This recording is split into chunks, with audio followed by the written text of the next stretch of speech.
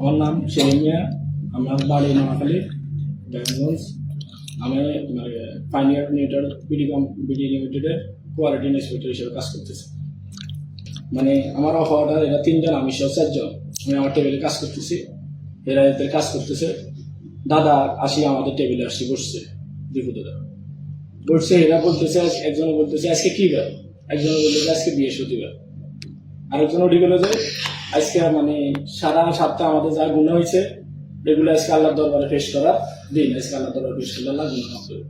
সাথে সাথে দীপু দাদা উত্তর দিছে, এগুলো যে আপনি বলছেন এদেরকে, এগুলো আপনি কোন হাদিস থেকে পাইছেন, সহি হাদিস না বুখারী হাদিস না কি থেকে পাইছেন?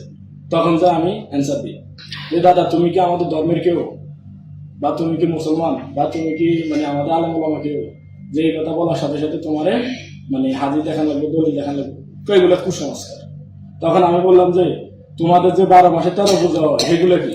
আমাদের মধ্যে কুসংস্কার আছে। আমাকে বললো যে তোমাদের মধ্যে অনেক কুসংস্কার আছে, আমাকে বলছে। তখন আমি বললাম আমাদের মধ্যে কি কুসংস্কার? আমাদের মধ্যে কোনো কুসংস্কার নেই। তখন নবীজি 9 বছরের শিশুকে দর্শন করে বিয়ে দিচ্ছে। এই কথা বলার পরে পরে আমি দীপু দাদাকে বলি, দাদা তুমি উল্টা পাল্টা কথা বলে না, আমাদের